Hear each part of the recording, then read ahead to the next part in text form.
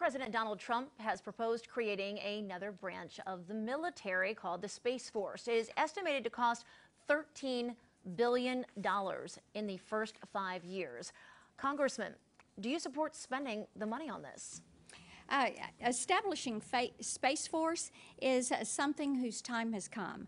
When you look at the utilization of all of the new technologies that are out there, you look at Fort Campbell, which is here in our state, and how they have been a leader in this component. You look at our National Guard unit, that is the 118th, that is in Nashville, that has a cyber and intel unit, and absolutely this is something where we have the opportunity to bring part of this to our state. I mean, you know, part of it's going to be in Texas. We've got the opportunity to bring some of it here, and we should.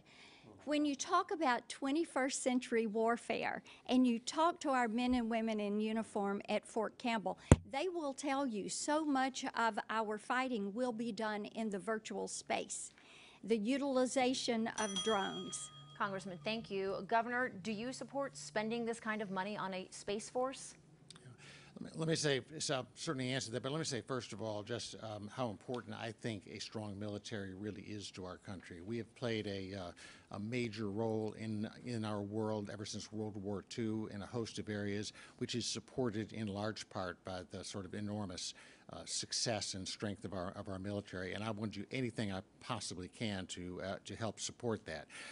I would want to know a lot more about the Space Force before I signed on to that idea, and in particular what it does that the Air Force would not be an appropriate place to do. Anytime you start another branch of the service like that, there's going to be a whole array of overhead and other stuff that goes with it.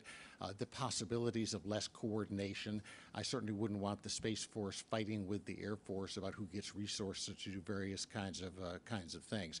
So I've got an open mind, but I sure want to know a lot more about it before I signed on to it. Governor, thank you. Congressman, 30-second rebuttal.